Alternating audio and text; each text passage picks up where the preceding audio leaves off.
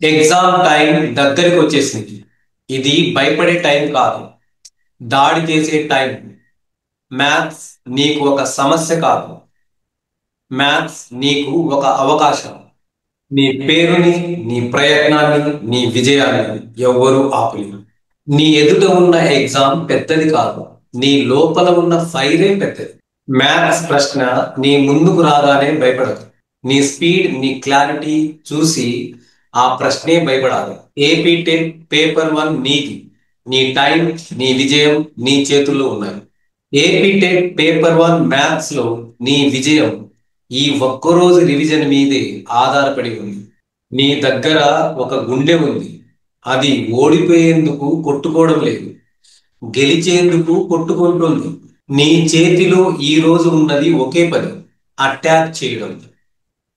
ప్రతి చాప్టర్, ప్రతి కాన్సెప్ట్, ప్రతి పీవైకి నీ ముందు పడేది ఒక ప్రశ్న కాదు, ఒక శత్రువు. ఇది చదవడం కాదు, ఇది యుద్ధం. నీ కలల ఉద్యోగం కోసం, నీ కుటుంబం కోసం, నీ భవిష్యత్తు కోసం చేసే యుద్ధం. నీకు పట్టిన చెమట, నువ్వు చేసిన స్ట్రగుల్, నువ్వు రాత్రి నిద్రలేక చదివిన పేజీలు, ఈ రోజు అన్ని ఫలితాలు చూపాల్సిన రోజు. రెడీ అవ్వు. టెట్ ఎగ్జామ్ అనేది ఒక చాప్టర్ కాదు, గౌరవ పరీక్ష. ఇది నీ ఫైనల్ వా. మనం ఇద్దరం కలిసి గెలుద్దాం. Let's begin. ఫస్ట్ క్వశ్చన్ చూడండి. HCF of 24 and 36. ఇక్కడ ఇచ్చిన నంబర్లలో, ఇక్కడ ఇచ్చిన నంబర్లు ఆన్సర్ లో ఉంటే ఆ ఆప్షన్స్ ని డిలీట్ చేయండి, అవి రాంగ్ అవుతాయి. చూడండి, ఇక్కడ 24 అనే నెంబర్ డి అనే ఆప్షన్స్ లో ఉంది, ఇది ఎప్పుడు సెలెక్ట్ చేయొద్దండి. ఒకవేళ ఆప్షన్స్ లో 36 ఉన్నా కానీ డిలీట్ చేయండి. అంటే క్వశ్చన్ లో ఉన్న నంబర్లు ఆన్సర్లు ఎప్పటికీ కాలేవు దీంట్లో, హెచ్సిఎఫ్ లో. ఓకే, నెక్స్ట్ రెండవ చూడండి. 24, 36 చిన్న నంబర్లు ఇచ్చారు కాబట్టి ఈ రెండు నెంబర్లు ఏ టేబుల్లో ఉన్నాయో చెక్ చేసుకోండి. ఈ 24, 36 అనేది 6వ టేబుల్లో ఉంది, 12వ టేబుల్లో ఉన్నాయి. రైట్. అయితే మనకి హెచ్సిఎఫ్ అంటే హైయెస్ట్ కామన్ ఫ్యాక్టర్ కాబట్టి ఈ 6, 12లలో పెద్దది 12 కాబట్టి దాన్ని మనం కరెక్ట్ ఆన్సర్ గా గుర్తిస్తాం. అంటే ఆన్సర్ 12. సరే, 18 గురించి చూద్దాం. ఇక్కడ మనం తీసుకునే నంబర్ ఆన్సర్ అవ్వాలంటే ఈ నంబర్తో క్వశ్చన్ లోని ప్రతి నెంబర్ కూడా డివిజిబుల్ అవ్వాలి. రైట్.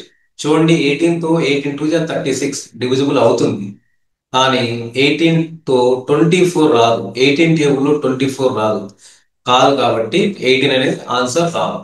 ఆన్సర్ ఎంత? 12. ఇంకొక టెక్నిక్ ఏంటంటే ఇక్కడ ఇచ్చిన నంబర్లను ఒకదానిలో ఒకటి సబ్ట్రాక్ట్ చేయండి. రైట్. 36, 24 సబ్ట్రాక్షన్ చేస్తే మనకి ఏమొచ్చింది? 12. ఈ 12 అనేది మీకు ఆప్షన్స్ లో ఇక్కడ ఉంది కదా, కాబట్టి ఇదే మన answer 12. Greatest 4-digit number divisible by 9. ఇక్కడ అన్ని ఆప్షన్స్ 4-digit నంబరే, దాన్ని మనం చెక్ చేయాల్సిన పని లేదు. రైట్. రెండవది, ఒక నంబర్ 9 చేత డివిజిబుల్ అవుతుందా కాదా అంటే ఆ నంబర్లోని అన్ని డిజిట్స్ ని మనం యాడ్ చేస్తే 9 రావాలి. రైట్. లేదా ఆ నంబర్ 9 తో డివిజిబుల్ అవ్వాలి. ఇది మనం చదివి ఉంటాం. రైట్. ఇప్పుడు 9 చేత డివిజిబుల్ అయ్యే అతి పెద్ద నెంబర్ అన్నప్పుడు ఫస్ట్ పెద్ద నెంబర్ చూద్దాం. ఇందులో పెద్ద నెంబర్ ఈ 999. ఇది ఖచ్చితంగా 9తో పోతుంది, ఎందుకంటే అన్ని 9s ఉన్నాయి కాబట్టి. 9 1 9 1 9 1 9 1. రైట్. లేదా అన్ని నంబర్స్ ని యాడ్ చేస్తే ఏమవుతుంది మనకి? 36 అవుతుంది. వాటి యొక్క సమ్ 9 + 9 + 9 + 9 36 అవుతుంది. అది 9 టేబుల్ తో డివిజిబుల్ అవుతుంది కాబట్టి ఇదే మన ఆన్సర్. ఓకే. మిగతా వాటిని మీరు చెక్ చేసుకోవాలంటే ఇవన్నీ పెద్ద నెంబర్స్ కాదు, మిగతా దీనికంటే చిన్నవి అనమాట. ఇక్కడ చూడండి, 9 ఉన్నాయి కదా ఇక్కడ, ఇవన్నీ కొట్టేయండి. 9 ఉంటాయి కదా, ఏమొచ్చింది? ఇక్కడ 6 వచ్చింది. 9తో 6 పోదు కాబట్టి ఇది రాంగ్ ఆన్సర్. అన్ని 9 నుండి డివిజన్ అవుతుంది. రైట్. ఇక్కడ చూడండి, 9 క్యాన్సిల్ చేసేయండి. 8 7 ఎంత? 15. 8 + 7 15. కానీ 9వ టేబుల్ తో 15 పోదు, అంటే కంప్లీట్ గా పోవాలి, రిమైండర్ రాకూడదు, కాబట్టి ఇది రాంగ్ ఆన్సర్. ఇది డివిజన్ అవుతుంది, ఇది డివిజన్ అవుతుంది 9తో. కానీ ఆరునిట్లో పెద్ద నెంబర్ ఏంటంటే 9999. ఇది ఆన్సర్. Answer C. ఇక్కడ చూడండి, చిన్న ప్రశ్నల్ని బాగా లెక్కలు వచ్చిన వాళ్ళు కూడా తప్పులు చేస్తాం కొన్నిసార్లు. కాబట్టి జాగ్రత్త ఉండండి. ఇక్కడ 3/4 ప్లస్ 2/3, రైట్? ఇది యాడ్ చేయాలి. ఎల్సిఎం అనుకుంటాం. ఫస్ట్ చూడండి, ఫస్ట్ మెథడ్ బేసిక్ ఏం చేస్తాం, 4కి 3కి ఎల్సిఎం 12, రైట్? ఫస్ట్ ఫ్రాక్షన్ 3/4, రెండవది వచ్చేసి 2/3, రెండింటిని ఎల్సిఎం తో మల్టిప్లై చేస్తాం. ఇక్కడ ఒక నంబర్ రాసామంటే ఆ నంబర్ ఖచ్చితంగా ఈ టేబుల్ 4 టేబుల్లో ఉండాలి, 3 టేబుల్లో ఉండాలి. సో 4 1 జా 4, 4 3 జా 12, 3 3 ఎంత 9. నెక్స్ట్ 3 1 జా 3 4 జా 12, 4 2 జా 8, 9 ప్లస్ 8 ఎంత ఉంది 17, 17/12. ఇది మనం ఆర్డినరీ మెథడ్ లో చేసాం, రైట్? ఓకే, నేను చెప్పే మెథడ్ చూడండి. ఇక్కడ 3/4 ప్లస్ 2/3. మనకి డినామినేటర్ లో 4 3 ఉంది, రైట్? డినామినేటర్ లో 4 3 ఉంది, అందులో 7 టేబుల్ లేదు కాబట్టి 7 అనేది రాంగ్ అన్నమాట. డినామినేటర్ లో 7 చూడండి, 7 అనేది రాంగ్. ఎందుకంటే మనకు 12 లో మనకు 7 ఎక్కడ రాదు. 12 ఏ రకంగా రాసినా కానీ మనకి మల్టిప్లికేషన్ ప్రోడక్ట్ ఫామ్ లో 12 రాదు కాబట్టి ఈ ఆప్షన్ మీద ఎన్నుకోవద్దు. ఓకే, తర్వాత క్రాస్ మల్టిప్లై 3, ఇక్కడ 4 3 జా 12, 3 3 జా 9 అవుతుంది, ప్లస్ 4 2 జా 8 అవుతుంది. 9 ప్లస్ 8 ఎంత 17/12. 17/12 అనేది కరెక్ట్ ఆన్సర్ అవుతుంది, రైట్? ఇక్కడ చూడండి, 2.5, 2.5 అంటే 2.5, 0.75 అంటే ముప్పావల, రైట్? 2.5ని మనం 2.5 అని రాస్తాం, రైట్? 2.50 అని అర్థం. పాయింట్ కి ఎడమ పక్కన ఉండేటి రూపాయలు, పాయింట్ కి తర్వాత అంటే కుడివైపు ఉండేటివి పైసలు. 2.5 రాస్తున్నా. అలానే ఇక్కడ 75 పైసలు అన్నమాట. 0.75 అంటే ముందు పక్క రూపాయలు లేవు, రైట్? 75 పైసలు. 75 పైసలు ఏం రాస్తాం మనం, ఒక అర్ధ రూపాయి ఉంది, ఒక పావులా ఉంది. ఒక అర్ధ రూపాయి ఉంది, ఒక పావులా ఉంది, రైట్? ఈ 2.5 ఒక అర్ధ రూపాయి ఎంత అవుతుంది 3 రూపాయలు. 3 రూపాయలు ఒక పావులా ఎంత అవుతుంది 3 రూపాయల పావలా, అంటే 3.25. ఇది మన ఆన్సర్ అవుతుంది. ఇంకొకటి ఏంటంటే మనం ఒకదాని కింద ఒకటి రాస్తాం. 2.5 ని మనం 2.5 అని రాద్దాం. నెక్స్ట్ రాసేటప్పుడు ఏం చేయాలంటే మీరు ఫస్ట్ ఇక్కడ పాయింట్ ఉంది కాబట్టి అదే పాయింట్ దానికి కరెక్ట్ గా కింద ఒక పాయింట్ రాసుకొని పాయింట్ కి ఎడమ పక్కన ఉన్నటి ఎడమ పక్కనే రాసుకుంటూ రావాలి 1/1. కుడి పక్కన ఉన్నటి కుడి పక్కన రాయాలి. సో ఈ పాయింట్ కి ఎడమ పక్కన ఏముంది మనకు 0 ఉంది కాబట్టి ఇది 0 రావాలి. ఇంకొక నెంబర్ ఏదైనా ఉంటే మీరు ఇక్కడ రాయాలి, ఇంకొక నెంబర్ ఉంటే అది ఇక్కడ రాయాలి. అలానే పాయింట్ కి కుడి పక్కన ఫస్ట్ నెంబర్ ఏముంది 7 ఉంది కాబట్టి ఇక్కడ 7 రాయాలి. తర్వాత నెంబర్ ఉంది 5 ఉంది కాబట్టి దూరంగా 5 రాయాలి. ఇంకొక నెంబర్ ఉంటే ఇక్కడ రాయాలి, ఇంకొక నెంబర్ ఉంటే ఇక్కడ రాయాలి. అలా రాసిన తర్వాత అలా గీత వేయాలి, ఇప్పుడు యాడ్ చేయాలి. సో ఇక్కడ ఏం లేదు, 5 ఉంది కాబట్టి 5, 5 ప్లస్ 7 ఎంత 12. ఇక్కడ 1 రాసుకోండి, ముందు పాయింట్ ఇక్కడ పెట్టండి. 2 ప్లస్ 1 ఎంత 3 కాబట్టి 3.25. ఏరియా ఆఫ్ రెక్టాంగిల్ అంటే మనకి ఫార్ములా తెలుస్తుంది, ఎల్ ఇంటూ బి అని, length into breadth. Length into breadth, okay? ఇది రెక్టాంగిల్, ఏరియా అంటే ఎల్, ఇది లెంత్ బ్రెడ్త్. ఈ రెండు మల్టిప్లై చేస్తే మనకి ఏరియా వచ్చేస్తుంది, నో ప్రాబ్లం. చూడండి 6 4 24, రైట్? ఇక్కడ సెంటీమీటర్ సెంటీమీటర్ ఉంటే centimetre into centimetre, centimetre square పెట్టాలి. ఒకవేళ ఆప్షన్స్ లో మీకు సెంటీమీటర్ క్యూబ్ అని ఇస్తారు లేదా మీటర్ స్క్వేర్ ఇస్తారు, ఇవి రాంగ్ అవుతాయి. ఇక్కడ ఏమున్నాయో చూసుకోవాలి, centimetre into centimetre, centimetre square అవుతుంది. మీటర్ ఇంటూ మీటర్ ఏమవుతుంది మీటర్ స్క్వేర్ అవుతుంది, జాగ్రత్త. తర్వాత ఇంకొకటి, పెరిమీటర్ అడిగితే మీరు 2 సూత్రం వాడాలి. ఎందుకంటే 2 లెంత్లు ఉన్నాయి, తర్వాత 2 బ్రెడ్త్లు ఉన్నాయి. ఈ చుట్టూ గీతల పొడవు కొలిస్తే మనకి పెరిమీటర్ వస్తుంది. అలానే మీకు డయాగోనల్ అడుగుతారు. పెరిమీటర్ అంటే ఏం రాయాలి, 2L ప్లస్ 2 బ్రెడ్త్. 2 L 2 బ్రెడ్త్లు కూడితే పెరిమీటర్ వస్తుంది. డయాగోనల్ అడిగితే మీరు ఏం చేస్తారంటే, ఇది డయాగోనల్ అంటారు. Square root of L² plus B² అనే సూత్రాన్ని రాసి డయాగోనల్ కనుక్కుంటాం. ఓకే, ఇప్పుడు చూడండి, ఇప్పుడు ప్రాబ్లంలో చిన్న చిన్న నెంబర్లు ఇచ్చినారు, పెద్ద పెద్ద నెంబర్లు ఇచ్చినప్పుడు క్యాలిక్యులేషన్ చేయకుండా ఎలా కొన్ని ఆప్షన్స్ ని ఎలిమినేట్ చేయాలో చెప్తాను వినండి.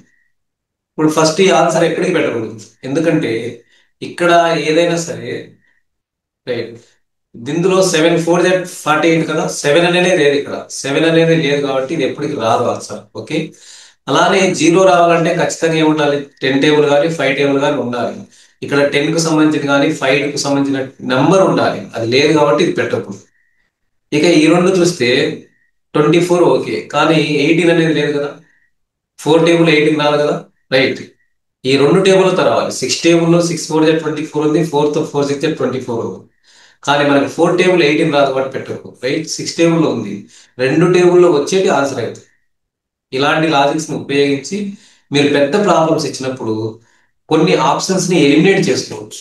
పెరిమీటర్ ఆఫ్ ఏ స్క్వేర్ అన్నారు. స్క్వేర్స్ లో అన్ని సైడ్స్ సేమ్ ఉంటాయి. రైట్, పెరిమీటర్ అంటే ఏమిటి, చుట్టూ ఉండే గీతల పొడవుల మొత్తం అన్నమాట.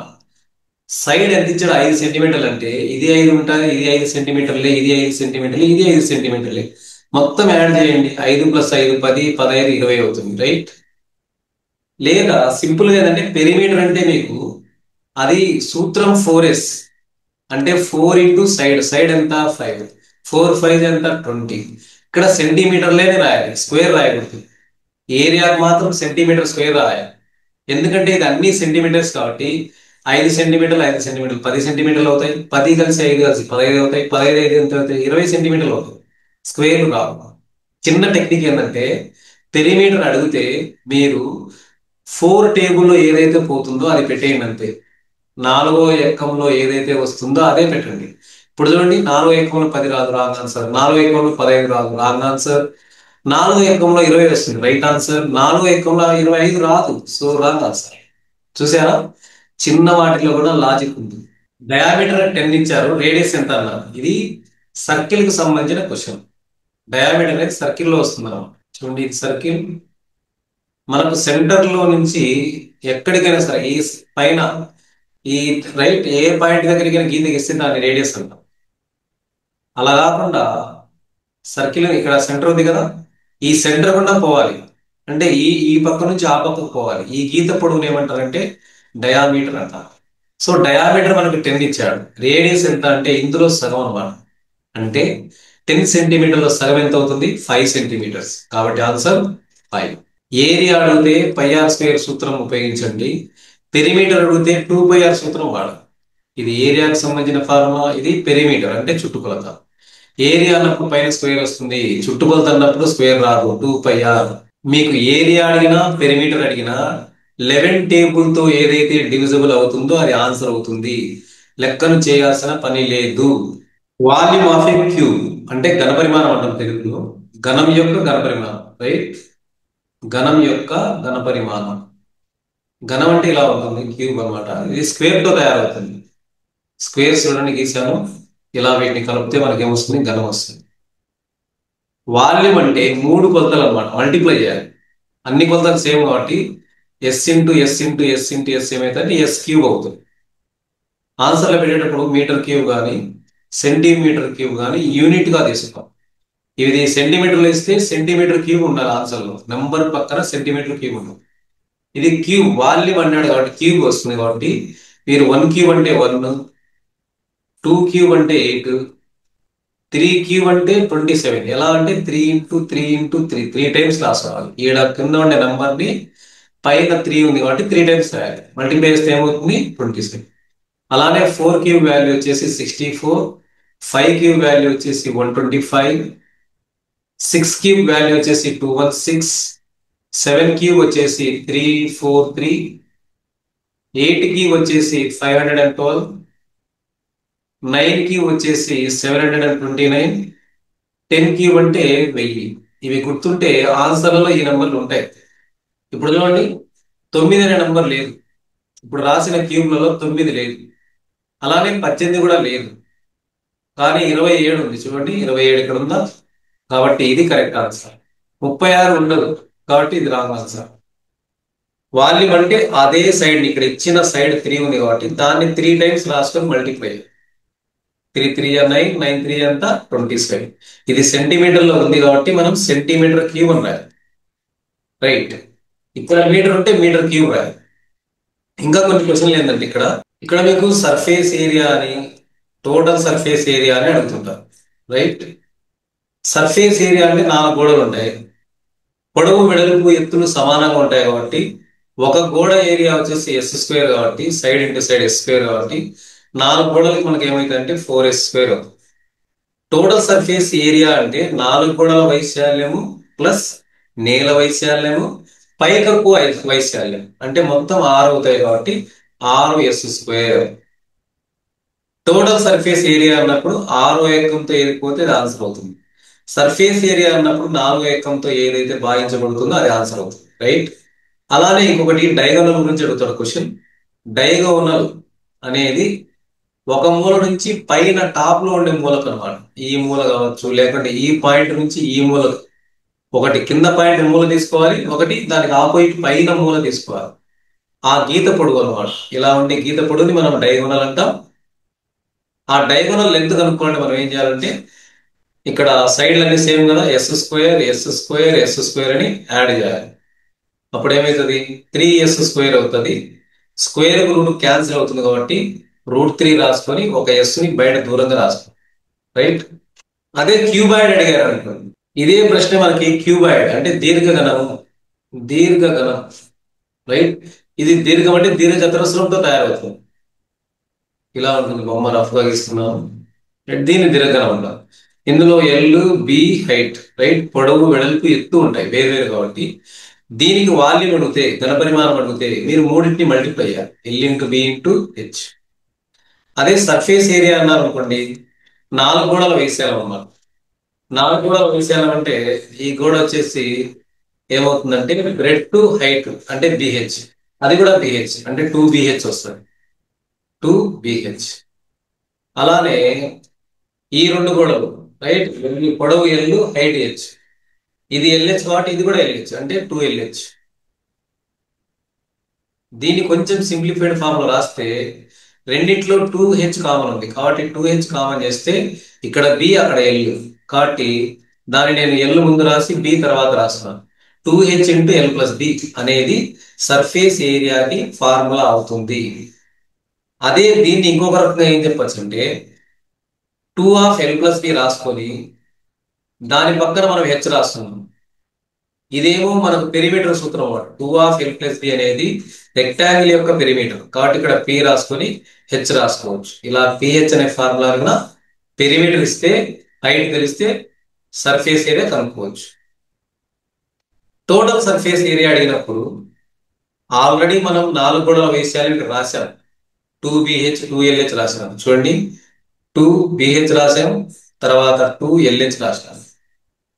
LBHలలో 2 BHలు వచ్చినాయి, 2 HLలు వచ్చినాయి, ఇంకా ఏం రాలేదు, LBలు రాలేదు కాబట్టి 2 LB ఇక్కడ రాయాలి, 2LB. 2 కామన్ చేస్తే ఏమొస్తుంది, 2 + BH + HL. ఇది సూత్రం అన్నమాట. అలానే ఇంకొకటి ఏమడుగుతారు అంటే డయాగోనల్ కూడా దీనికి అడుగుతారు. అడిగినప్పుడు మీకు స్క్వేర్ రూట్ రాయాలి, L² + B² + H². ఈ సూత్రం ద్వారా మీరు డయాగోనల్ యొక్క లెంత్ కూడా కనుక్కోవచ్చు. ఇక్కడ ట్రయాంగిల్ ఏరియా అడుగుతున్నాడు. మనకు ఫార్ములా తెలుసు, ½ ఇంటూ బేస్ ఇంటూ హైట్ అని. బేస్ ఇంటూ హైట్ అని తెలుసు మనకి. సో ½ అంటే ½ రాయండి. బేస్ అంటే ఎంత ఇచ్చారు, 8 ఇచ్చారు. హైట్ ఎంత, 5. ఓకే, ఇది 2 అనమాట. 2 1 2 2 4 8. ఇంకేం మిగిలినాయి మనకు, 4 5. 4 5 ఎంత, 20. సో 20 అనేది ఆన్సర్ అవుతుంది. రేషియో 2:3 ఇచ్చాడు అంటే 2 నెంబర్ల రేషియో అని అర్థం. వాటి మొత్తం 20 అన్నాడు. ఆ నంబర్లు ఏంటివి అని అడిగాడు, రైట్? ఈ రేషియో కాన్సెప్ట్ ఇస్తే మీరు టెక్నిక్ చూడండి ఎలా ఉంటాయి. చిన్న నెంబర్లకు మాత్రం ఆర్డినరీ మెథడ్ వాడండి. ప్రాబ్లం చాలా డిఫికల్ట్ గా వాడండి. పెద్ద నెంబర్ ఉంటే నేను చెప్పిన టెక్నిక్ ను ఫాలో అవ్వండి. ఇప్పుడు చూడండి, 2:3 అన్నాడు. చూడండి, నంబర్స్ 6 14 ఒకటి ఇచ్చాడు, తర్వాత 8 12 ఇంకొక నెంబర్ ఇచ్చాడు, 10 10 ఇచ్చాడు, తర్వాత 5 15 ఇచ్చాడు, రైట్? ఇది 14 అనమాట. ఇప్పుడు చూడండి, 2:3 అంటే ఫస్ట్ నెంబర్ ఖచ్చితంగా 2 టేబుల్లో ఉండాలి, రైట్? చూడండి, 2 టేబుల్ 2 3 6, రైట్? 2 4 8, 2 5 10. కానీ 2 టేబుల్లో 5 రాదు కాబట్టి రాదు. నెక్స్ట్, రెండవ నెంబర్ కంపల్సరీగా 3వ టేబుల్ ఉండాలి. 14 అనేది 3వ టేబుల్ లేదు కాబట్టి రాంగ్ ఆన్సర్. 10 అనేది 3వ టేబుల్ లేదు కాబట్టి రాంగ్ ఆన్సర్. 3వ ఏకంలో 12 అనేది ఉంది కాబట్టి రైట్ ఆన్సర్, రైట్? ఇంకా ఆల్రెడీ ఆప్షన్ వెళ్ళిపోయింది కాబట్టి ఇది ఆన్సర్ కానే కాదు.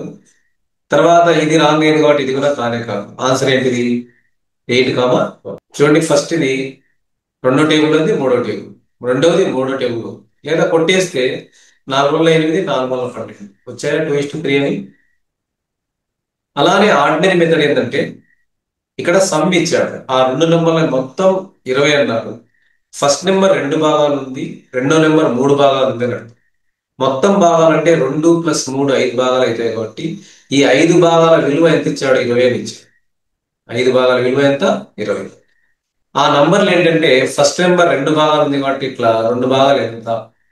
5 భాగాలు 20 అయితే 2 భాగాలు ఎంత? క్రాస్ మల్టిప్లై చేయండి. రైట్. 2 × 20 రాయండి బై 5 రాయండి. 5 1 5 4 20, 4 2 ఎంత? 8. సో ఫస్ట్ నెంబర్ ఏమొచ్చింది? 8.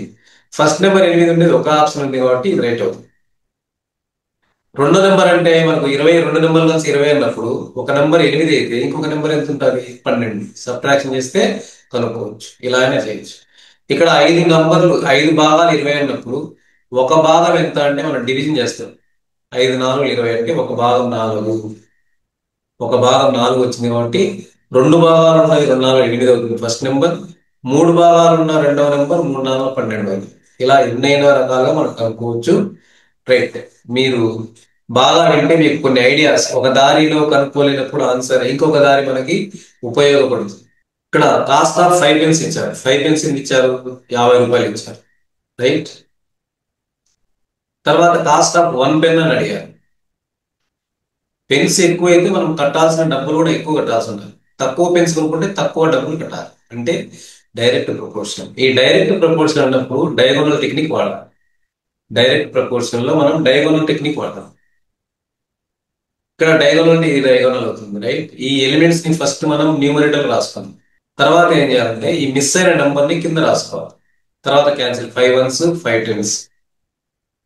10 1 10 కాబట్టి ఆన్సర్ ఎంత రాయాలి? 10. ఇది మన answer. Convert 60 km/h to m/s ఉన్నాడు. 60 km/h. రైట్. km/h ని మనం m/s మార్చాలి. మీనింగ్ ఏంటంటే గంటకు 60 కిలోమీటర్లు పోతుంది. సెకండ్కి ఎన్ని మీటర్లు పోతుంది అది కనుక్కోవాలి. రైట్. దానికి ఏం చేస్తారంటే 60 రాసుకోవాలి ఫస్ట్. m/s లేకంటే చిన్న యూనిట్లోకి పోతుంది. ఇది కిలోమీటర్ అనేది పెద్ద కదా, km/h అనేది పెద్ద యూనిట్, m/s అనేది చిన్న యూనిట్. చిన్న యూనిట్లోకి మారేటప్పుడు మీరు 5/18తో మల్టిప్లై. పైన చిన్న నెంబర్ 5, కింద 18 రాసుకోవాలి. రైట్. ఇప్పుడు మనం క్యాన్సిలేషన్ చేయాలి. క్యాన్సిలేషన్ చేసేటప్పుడు ఇక్కడ నెంబర్లలో ఇక్కడ న్యూమరేటర్లు ఎక్కడ కూడా 11 ఎక్కువలో లేదు. సో 11లో 22 ఇది పెట్టకూడదు ఆన్సర్ లేదు కాబట్టి. తర్వాత చూడండి క్యాన్సిల్ చేస్తాము.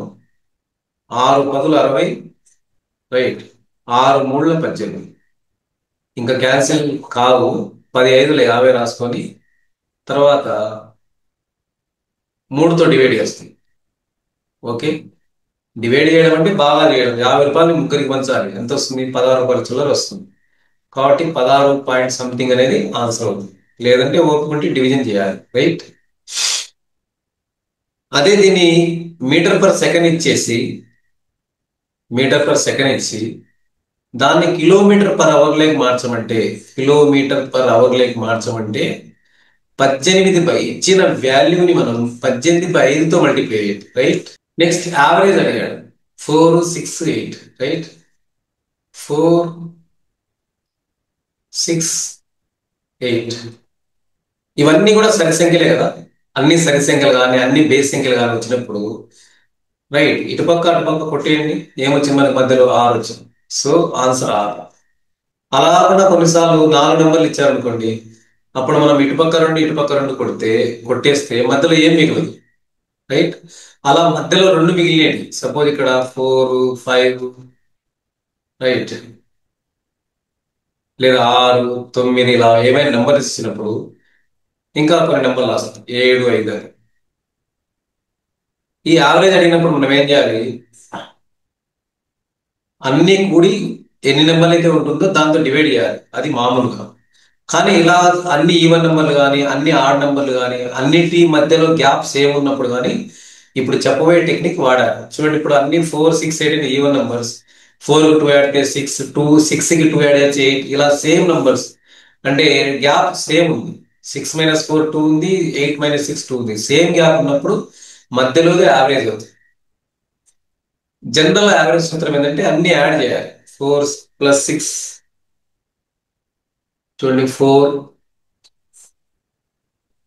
+ 6 + 8 బై ఎన్ని నెంబర్స్ అవి 1, 2, 3 నెంబర్స్ వాటి 3 రాసుకోవాలి. తర్వాత ఇవన్నీ యాడ్ చేయండి. 4 + 6 10, 10 + 8 అంతా 18 బై 3 రాయండి.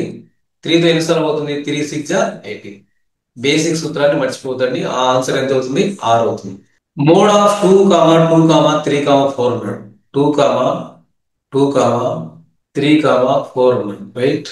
మోడ్ అంటే తెలుగులో బాహుళకం అంటాం. తెలుగులో బాహుళకం అంటాం. రాయడం లేదు, ఆఫ్ చేస్తున్నాను. మోడ్ అంటే బాహుళకం. బాహుళకం అంటే ఏదైతే ఎక్కువ సార్లు వస్తుందో, రిపీట్ అవుతుందో ఆ నంబర్ని బాహుళకం అంటాం. ఇక్కడ ఇచ్చిన నంబర్స్లలో మనకి 2 ఎక్కువ సార్లు వచ్చినాయి, అంటే 2 సార్లు వచ్చినాయి. 3 ఒకసారి వచ్చింది, 4 ఒకసారి వచ్చింది. ఎక్కువ సార్లు ఏది వచ్చింది? 2. కాబట్టి ఆన్సర్ 2 అవుతుంది.